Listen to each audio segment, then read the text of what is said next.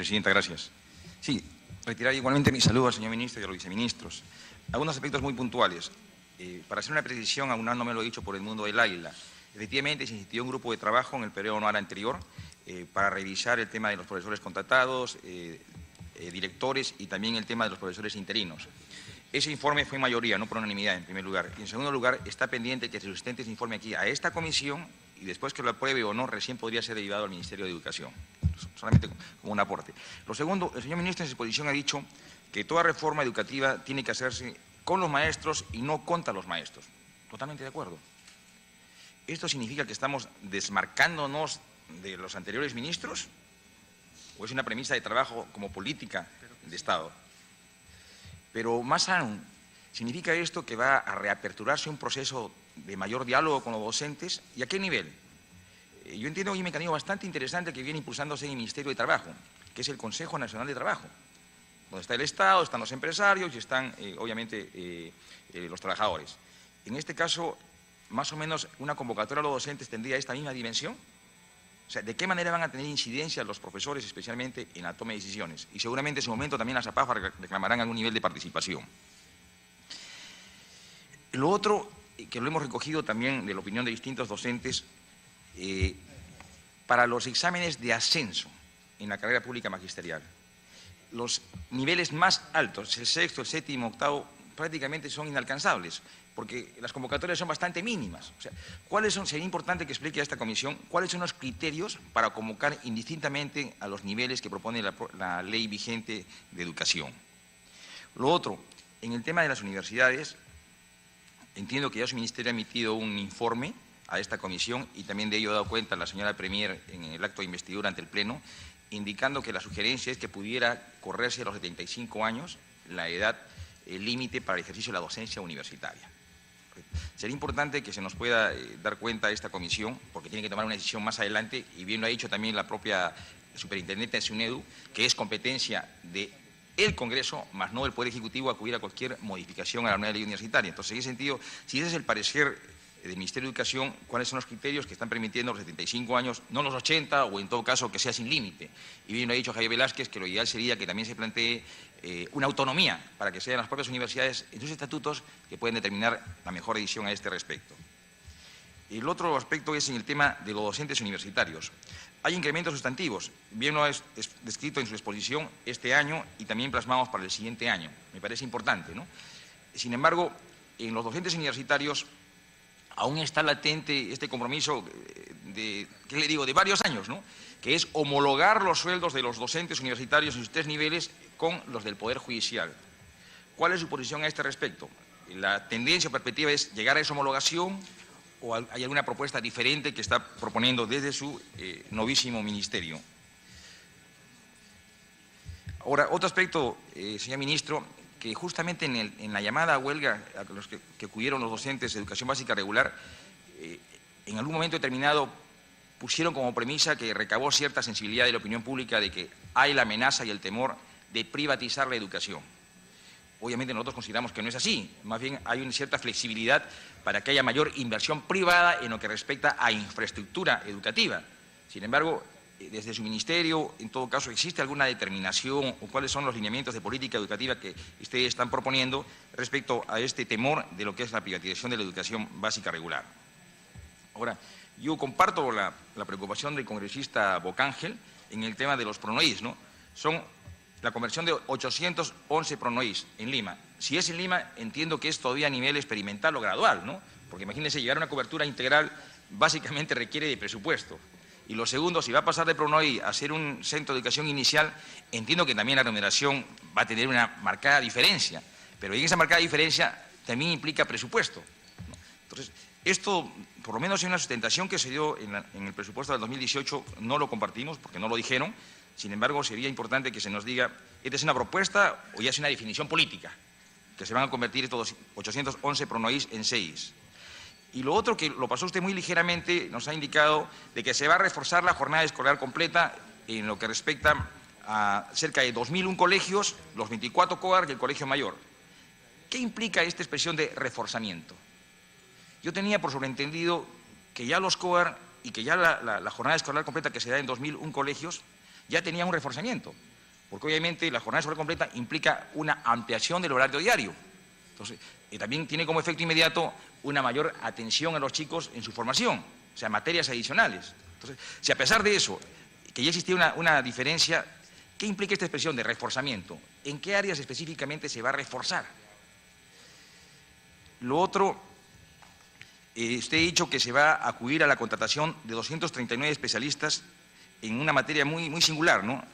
La que es convivencia y tutoría, y se va a reforzar el trabajo de las UGELs.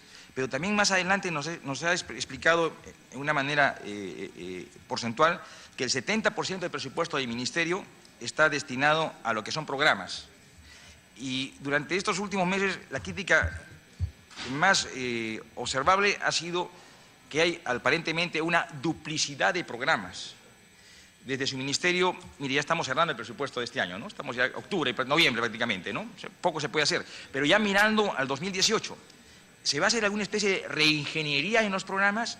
Y que sería sumamente positivo, porque se va a optimizar recursos, se va a optimizar estrategias, ¿correcto? Entonces, y tendríamos mucho más presupuesto, ¿no? En un momento de la llamada huelga de los docentes, ellos enfatizaban de que prácticamente se estaba haciendo una especie de persecución contra ellos, porque eran supervisiones, tutoría, semáforo, o sea, y obviamente esto era una especie de acoso al docente, cuando muy por el contrario, ¿no? Debería considerar a quien lo visita como un aliado en el proceso, ¿no? Entonces, hay que acudir a una relectura. Entonces, obviamente entiendo yo que toda nueva gestión implica algún cambio en estrategia y esperemos que esto sea positivo y bienvenido sea, ¿no? Lo otro, un tema bastante delicado, es el tema de las universidades públicas. Usted ha indicado que para el 2018 son 120 millones que se le dan a las universidades públicas. ¿Bajo qué parámetros? Porque ya este año se le está dando y han sido consideradas, si no mal recuerdo, 25 universidades públicas. Y le comento algo irónico, ¿no? Las universidades que están en proceso de institucionalizarse hoy en día necesitan recursos para gasto corriente, no para inversiones, para gasto corriente, porque tienen que convocar a plazas, profesores principales, asociados. ¿Y por qué ir a esas plazas? Para instituir sus distintos estamentos, consejo universitario, asamblea universitaria. Si no tiene recursos para gasto corriente, no puede convocar esas plazas. Y si no tiene plazas de profesores nombrados en estas categorías, no va a poder formalizarse. Entonces, aquí hay un cuello de botella que están arrastrando 3 o 4 años las universidades. Y cuando usted revisa las estadísticas porcentuales, de las 19 universidades que ya han logrado licenciamiento, escasamente 4 universidades públicas lo tienen. Entonces, ¿por qué esta diferencia? Y justamente esto pasa por la carencia de recursos. Entonces, no solamente alimentarle de mayor presupuesto para lo que es el programa de inversiones de investigación, sino también para la parte administrativa, de cómo reimpulsar el proceso del interior de las propias universidades que tienen graves debilidades económicas. Entonces, creo que la realidad de la universidad privada es marcadamente diferente a la pública. Yo le sugeriría respetuosamente, señor ministro, que acuda usted a una revisión integral. ¿Qué está pasando con la universidad pública? ¿Por qué no acude con una mayor celeridad al proceso de formalización ante SUNEDU? ¿Y cuáles son los cuellos de botella que tienen en estos momentos? Creo que la universidad, y es más, bien lo ha insistido, y yo saludo por ello al congresista Vergara, que no es la primera vez que lo dice, sino de manera reiterada en distintas sesiones lo ha dicho. ¿Por qué las universidades públicas están postergadas de beca 18, por ejemplo? O sea, solo la calidad está en la universidad privada. Y son recursos importantes que se les inyecta a las universidades privadas. Si la universidad pública, que también es competente, tiene deficiencias presupuestales, ¿por qué no también de manera indirecta se le subvenciona con presupuesto a través de los programas distintos que se tiene de becas? Entonces, esto implica también un replanteo. Por ahora, eso es todo, Presidenta. Gracias, congresista Ceballos. Tiene la palabra la congresista Lisbeth Robles. Le da la interrupción al congresista Bocángel. Tiene la palabra el congresista Bocángel. Sí, gracias. En lo que hace mención el congresista Ceballos, en parte, ¿no? Esa postergación que se tiene, y yo lo he vivido, congresista, en el sentido de que la postergación se da, es que en la universidad pública hay una exigencia por la calidad. Como son becas para ingeniería, en las universidades públicas la ingeniería es la ingeniería, la matemática, la física. Esos chicos no pasan del primer año, casi llegan. De 10, uno podrá arrastrar y con las justas. En la primera le puedes estar apoyando por más que se tenga tutores, etcétera, ¿no? Está en su reglamentación y hay que hacerle un seguimiento, señor ministro, en esto. Usted que ya va a contar con un equipo que realmente es, y en la universidad privada no se mide verdaderamente la calidad. Ahora, cuando comenzaron los problemas que se ha comenzado a reclamar, es donde realmente comienza ya esto de que le están dando una pequeña exigencia. Y otra cosa, ¿cómo podemos hablar de los indicadores de mayores becas aquí en Beca 18 si les ha recortado 100 millones de soles? Se ha recortado al programa de Beca 18 100 millones de soles. ¿Y cómo van a hacer para tener más becas si le estás recortando 100 millones de soles con respecto al presupuesto del 2017 que tuvieron? Y en cuanto al PRONOI también que mencionó el congresista, debe ver la propuesta, porque usted va a traer la propuesta aquí a la Comisión de Presupuesto, y si nosotros vemos que es una necesidad, por ejemplo, los PRONEI son alternativas porque se respeta pues la diversidad intercultural que lo están mencionando de los pueblos, no solo jerárquicamente, sino por edad. Pero uno de los que trabaja y apoya en estos programas, 332 ganan, ¿no?, en zonas rurales, 332 los que no son profesionales y 500 el que es profesional. Y si es aquí urbano es 300.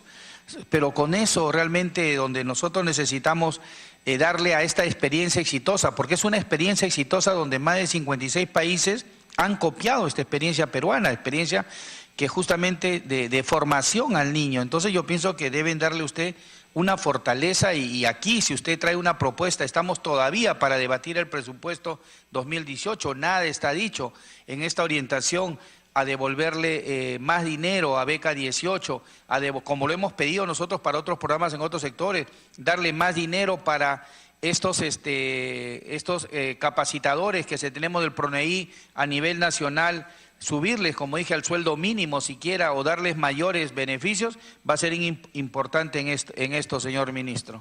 Ya, gracias. Gracias, congresista Bocángel. Tiene la palabra, la segunda interrupción del congresista Vergara. Gracias, presidente. Voy a ser muy puntual. Quería preguntarle al ministro sobre la Universidad Nacional Tecnológica de San Juan del Lurigancho, que fue creada el 28 de enero del 2011. San Juan del Lurigancho tiene más de 1.200.000 habitantes y cerca del 25% son jóvenes. No existe una universidad pública en San Juan del Lurigancho. Entiendo que la política ya no crear universidades, pero me gustaría saber cuál es la posición del ministro, si lo va a tomar en cuenta esta universidad que ya fue creada, que solo falta el local donde funcione. Eso por un lado. Y por otro lado, Presidenta, yo estoy de acuerdo con el enfoque que le está dando la educación el ministro, con equidad, igualdad de oportunidades, respeto a la mujer, respeto inestricto a la mujer y no a la no violencia contra la mujer. Quería saber cuál es la opinión con respecto a esta sátira política de caretas con el señor Rafa León, donde insulta permanentemente a personas de nuestro partido. Presidenta, quería saber cuál es la postura, porque el respeto a las mujeres empieza desde el colegio y empieza desde una política pública donde ninguna persona, y más aún ninguna mujer, tiene que ser violentada ni insultada. Con esta supuesta sátira política constantemente personas como la congresista Chacón o como la lideresa Keiko Fujimori está constantemente insultando a este señor. Quisiera saber cuál es la postura del ministro. Gracias, presidente. Gracias, congresista Vergara. Tiene la palabra la congresista Lisbeth Robles. Muy buenas tardes, presidenta. A través suyo el saludo correspondiente al señor ministro de Educación y a todos los que le acompañan, queridos colegas. En primer lugar, felicitar a través de las diapositivas que nos ha podido explicar cómo se va a venir trabajando a través desde el Ministerio de Educación. Uno de ellos, dentro de las preguntas, es lo siguiente. En la diapositiva, en el número 6, en la página número 6, dice que son 6 convenios que ha firmado dentro de los institutos. Yo quisiera saber con qué regiones ha firmado esos 6 convenios. Y es más, quisiera darle a conocer en mi región, en Lima Provincias, específicamente en la provincia de Huarochirí, tenemos un elefante blanco, señor ministro, un instituto superior, Reinaldo Máximo Santos Granados, así se llama. Tiene la infraestructura adecuada, todo tiene. Lo que no tenemos, alumnos jóvenes que quieren aprender, pero lo que no tenemos son los maestros. ¿Qué hacemos con ese elefante blanco? Está ubicado pues en el distrito de San Mateo de Huanchor, en la provincia de Huarochirí. Otra pregunta, ministro. Quisiera también, si es que se puede involucrar en el tema de educación intercultural bilingüe, el EIB. No solamente están estas regiones, sino también en la región Lima Provincias, en la provincia de Yauyos, en el distrito de Tupe, se habla específicamente la lengua del Jakaru, señor ministro. Es más, los docentes que van a enseñar a estas instituciones educativas, dentro de la sugerencia dice si tienen que hablar el Jakaru. Por consiguiente, señor ministro, le pediría que también involucre a esta región y a esta provincia. En el caso de las áreas transversales, como uno de ellos que es tutoría y orientación, educación, me parece interesante y es más, cómo no felicitar por este gran fortalecimiento en estas áreas. Pero la pregunta sería, señor ministro, ¿nosotros tendremos la capacidad o se tendrá la capacidad para contratar psicólogos? Hace una semana atrás, en el grupo de trabajo ha venido el decano de la Facultad de Psicología, pues donde que nos comentaba que no había muchos psicólogos en nuestro país. Otro. Señor ministro, uno de ellos, ¿de qué manera se va a apoyar pues a estos estudiantes, a estos niños que están que están estudiando, pero que están estudiando, señor ministro, como alumnos libres, específicamente en educación inicial? ¿Acaso van a perder el año escolar? Son más de 2.000 casos en el grupo de trabajo que hemos traído con personas, pues, donde no solamente los padres, sino también los especialistas lo han analizado. Sería bueno, señor ministro, que quizás se tomara en cuenta a estos niños para que no perdieran el año escolar, para que no sigan siendo alumnos libres. Señor ministro, son más de 40 años que nunca hemos tenido ningún inconveniente. Qué mejor que usted, que conoce la problemática. Nunca se ha tenido ningún problema con alumnos que hayan tenido los años hasta el 31 de julio. Y para finalizar, señor ministro, nosotros tenemos en Lima Provincias, sin irnos muy lejos, de acá a 2 horas, tenemos la provincia de Cañete, el distrito de Imperial. Colegios que prácticamente están en precariedad, que cuando empieza, pues ahorita que hace calor, están estudiando, ni siquiera tienen la infraestructura correspondiente, están con módulos y encima con módulos con huecos, señor ministro, que cuando llueve se ve como las maestras de inicial, y son cantidad, en un aula entran 30, 32 niñitos de inicial, imagínense por cada aula, de 3, 4, 5 años. Las maestras están poniendo baldes cuando empieza a llover. Y cuando hace calor, imagínense cómo están. Muchísimas gracias. Gracias, congresista Robles. Tiene la palabra el congresista Edgar Ochoa. Presidenta, muy buenos días. Maestro Ider Wexler, buenos días. Y a través suyo también a su equipo. De hecho, es muy grato saber que un profesor asume esta gran responsabilidad de dirigir la gestión pública. Y más allá de las discrepancias y coincidencias que tengamos, porque he seguido como profesor que soy gran parte también de su función y de su desempeño, que obviamente muchos maestros también admiramos, e insisto, más allá de las coincidencias y discrepancias, los mejores éxitos. En ese sentido, saludar también el Día de la Persona con Discapacidad el día de hoy, y ojalá en homenaje también a esa vocación que usted ha expresado tener respecto a la educación inclusiva, y dentro del magisterio también existimos y existen algunas personas que viven con diferentes tipos de discapacidad. Y un homenaje serio, ministro, sería, por ejemplo, que hoy usted pueda determinar que ese 15% que tienen los maestros con discapacidad y que exige el bono por derecho a ascenso, se pueda cumplir. Que, por ejemplo, hay muchos maestros que han subido de escala magisterial, que tienen y viven con algún tipo de discapacidad, pero que no tienen el cumplimiento de la ley de ese 15% que se les debería abonar en el marco de esta ley de la meritocracia del magisterio. Ojalá, maestro Ides Wexler, el día de hoy usted pueda determinar que efectivamente se cumpla con ese 15%.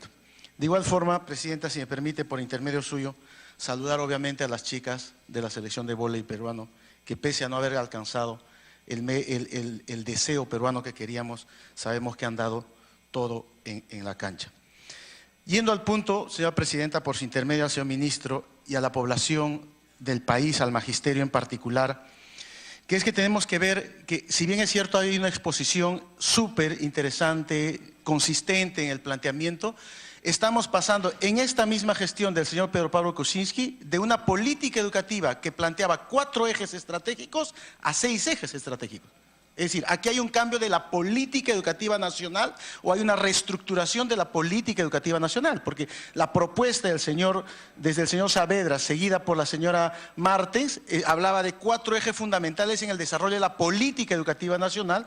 Hoy el ministro nos ha presentado y nos ha dado una precisión de que serán 6 ejes estratégicos. Quiere decir que hay un cambio en la percepción de la política educativa de este gobierno. Eso sería importante aclararlo, señor Wexler, por lo menos tenerlo claro.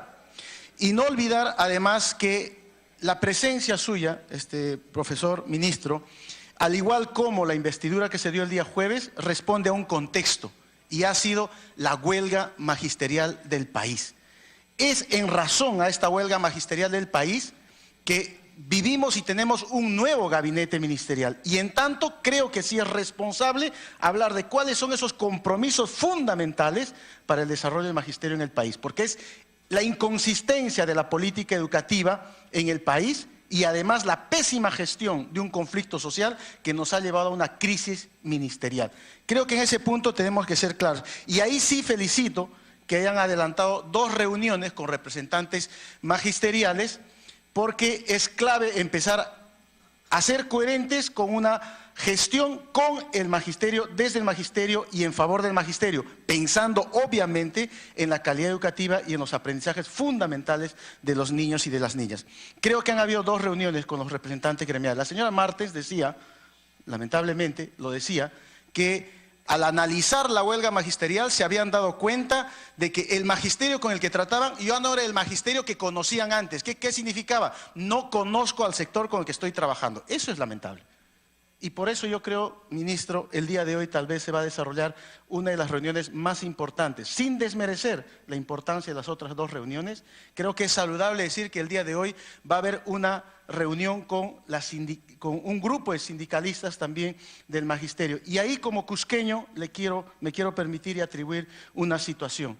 No debe reunirse solo con el Cusco, ministro, porque quienes iniciaron este proceso de huelga, que efectivamente empezó el 15 de junio en el Cusco, fue parte de un acuerdo de un colectivo que también entra en una lucha magisterial y en una organización gremial que hay que saludar y hay que celebrar. Y por eso, ministro, yo le pido, así se lo pido como congresista, a través de la ministra, que la reunión de hoy día a las 3 de la tarde no puede ser solamente con el Cusco. La solicitud que entró a su despacho el 9 de octubre era con aquellos que firmaron el acuerdo de levantamiento de la huelga que había empezado el 15 de junio. Y en tanto, ministro, están aquí en Lima, creo que también por atrás, los he visto, ¿no es cierto?, los representantes del magisterio de Cusco, de Arequipa, no voy a mencionar las otras por temor a equivocarme, pero que sí estuvieron en el diálogo y en la discusión del levantamiento de la huelga iniciada el 15 de junio. En tanto, ministro, por favor, a través de la presidencia, debe usted disponer que se establezca esta relación para que no solamente esté el Cusco, aun cuando de repente los cusqueños pueden decir de qué se trata, ¿no es cierto? Yo soy del Cusco y soy consciente de que esta huelga iniciada en el Cusco no solamente está respaldada por el Cusco, sino hay por lo menos 8 regiones más. Y en tanto creo que estos dirigentes de las 8 regiones tienen también el derecho de participar en esta reunión. Esta huelga, además, ministro, nos ha revelado que más del 35% de los docentes eran contratados. O sea, esto es una locura, realmente. En ninguna parte del mundo, salvo hubiera una percepción de privatizar el sistema, de desprestigiar la educación pública, es que podemos mantener 35% de docentes contratados. Me parece saludable la iniciativa que usted está presentando para garantizar un proceso de nombramiento cada año y achicar este porcentaje. Y con ellos todavía hay deudas pendientes. El tema de la escolaridad, por ejemplo. Inteligentemente o perversamente, el Estado peruano dispone que la escolaridad se les da a los maestros en enero. Claro, como no hay maestros contratados, los maestros contratados no van a recibir escolaridad. Eso es perverso y no es su responsabilidad, pero tiene que ver con una política del sistema económico del país.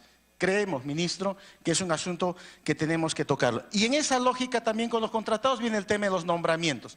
Por ejemplo, a señalar solo un caso, ministro, y está en sus manos. Creo que eso también lo puede disponer el día de hoy. Para el nombramiento de los docentes se acepta que en una plaza vacante solo se inscriban 10 maestros. El maestro 11 está fuera. Yo le digo, ministro, que tengo conocimiento personal de, por ejemplo, una maestra que alcanza a 150 puntos casi en la evaluación, siendo 120 el mínimo, pero no tiene derecho a dar su sesión demostrativa porque ya coparon los 10. Y entonces está fuera. Y no es la primera vez, creo que es la tercera vez consecutiva que esta maestra no tiene derecho a dar su situación de sesión demostrativa. En tanto, yo voy a alcanzarle la particularidad del caso para que usted lo pueda ver. En el caso de la meritocracia, que era otro asunto que llevó al tema de la huelga, ministro, creo que el magisterio exige y seguirá exigiendo que tiene que haber un proceso de capacitación previa a la evaluación.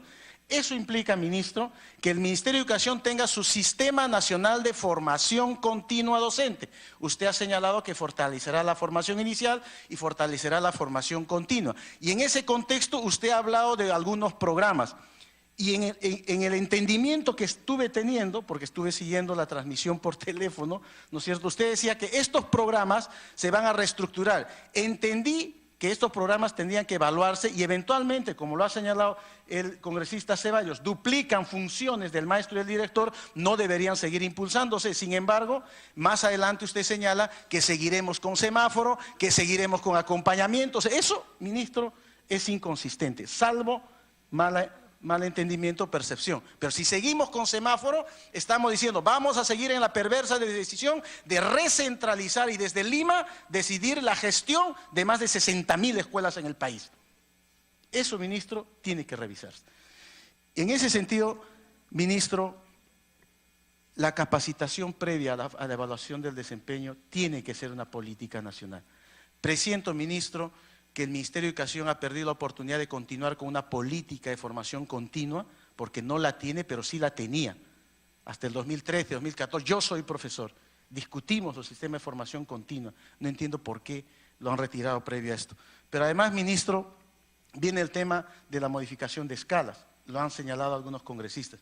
Por ejemplo, para subir a la séptima escala, y el Congreso tendrá que ver un proyecto de ley que creo que deben bajar las escalas, por ejemplo, hay un cupo a nivel regional para educación primaria. Y en las demás escalas hay cupos. Si yo le pongo y le digo, quiero meritocracia, y yo te pongo todos los límites para la meritocracia, y yo supero todos los límites de tu exigencia de evaluación, tendría que tener el derecho a cambiar de escala, pero no, ustedes dicen cupos, y por más que yo saque 19 en mi evaluación de escala y hay alguien que tenga 20, yo, aún con una nota altísima y muy buena, no voy a modificar mi escala. Entonces creo que, ministro, está en sus manos, por ejemplo, modificar estos cupos para poder garantizar el tema de la meritocracia. La revaloración, la remuneración, ministro, hay un compromiso de este gobierno que para diciembre esté el estudio ante el Ministerio de Economía, ¿no es cierto?, respecto al incremento salarial de cara al 2021. Creo que eso es un tema que no se tiene que perder de vista. Y lo mismo con la deuda social. Sabemos que hay 200 millones, pero hay algo que usted no lo ha señalado, ministro, que le va a generar un problema. En la deuda social hay una sentencia que habla de la continua, que quiere decir que al maestro que se le quitaba su sueldo, se le reincorpore de inmediato a partir del siguiente mes. Y el Ministerio de Educación solamente en Cusco, ministro, ya debe 19 millones por la continua. ¿Por qué? Porque el Ministerio de Economía le dice, ese es problema tuyo. Ministro, usted, le pedimos por favor por intermedio de la presidencia, tiene que garantizar el pago de la continua, que es una disposición judicial, que es para los maestros que no han muerto. Porque los que ya han muerto ya no tienen derecho a la continua.